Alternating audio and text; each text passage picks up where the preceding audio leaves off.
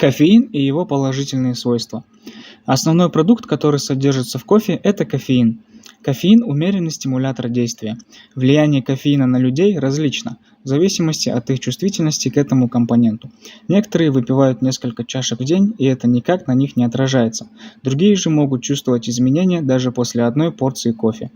Свойство кофеина таково, что после попадания в пищеварительную систему он быстро растворяется в организме, выводясь через несколько часов после потребления.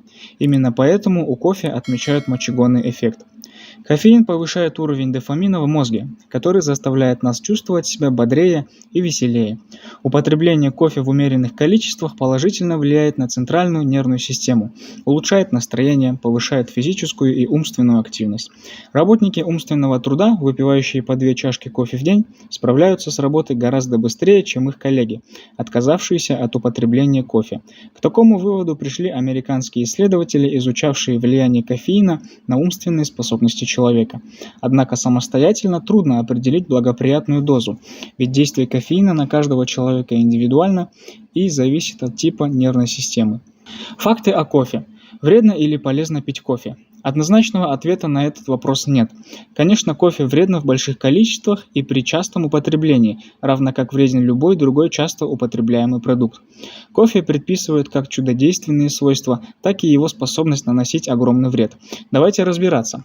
Кофе вызывает бессонницу. Употребление кофе на ночь способно вызвать бессонницу, однако этот эффект наблюдается не у всех. Те, кто постоянно сидит на кофе, настолько приучают свой организм к этому напитку, что он перестает быть стимулятором, и тем не менее не рекомендуется пить кофе после 5 часов вечера.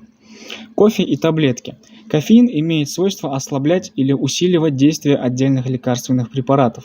Именно поэтому, если вы заядлый кофеман, то стоит уточнить у врача, который вам назначил лекарство, можно ли употреблять кофе с таблетками.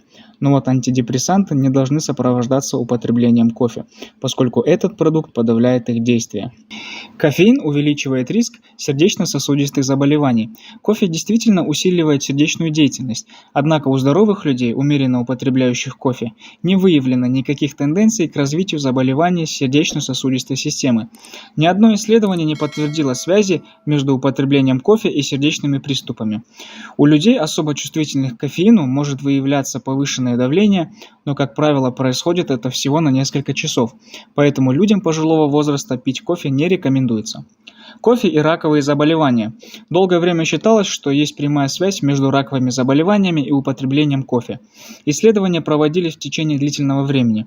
Однако никакие предположения по поводу зависимости возникновения и развития онкологических заболеваний и употреблением кофе не подтвердились. Кофе и сигарета – плохая комбинация. Многие любят употреблять кофе вместе с сигаретой. Исследования показали, что курильщики употребляют значительно больше кофе, чем некурящие. Никотин имеет свойство скорее выводить кофеин из организма. Следовательно, курильщик чаще испытывает потребность в кофеине. Согласно полученным исследованиям, у тех, кто бросает курить, не уменьшается потребность в кофеине порядка полугода. Также нужно отметить, что кофе без кофеина чаще вызывает потребность в сигарете. Совместное употребление кофе и сигарет еще больше увеличивает риск развития артериальной гипертензии, может усиливать проявление атеросклероза артерий.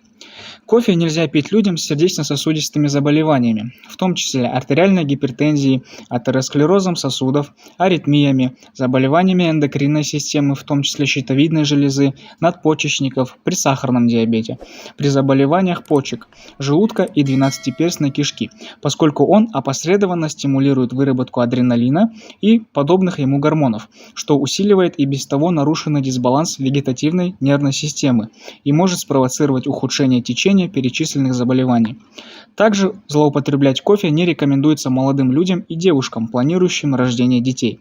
Здоровому молодому человеку можно выпивать не более 1 чашки кофе в день с концентрацией неполная чайная ложка кофе на стакан кипятка.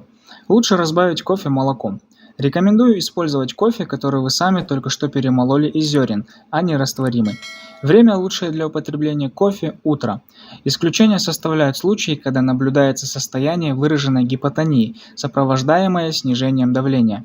Тогда врач может рекомендовать выпить кофе или крепкий чай, чтобы вывести пациента из угрожаемого состояния независимо от времени суток. Однако самостоятельно назначать себе кофе на постоянный прием каждый день при пониженном давлении нельзя.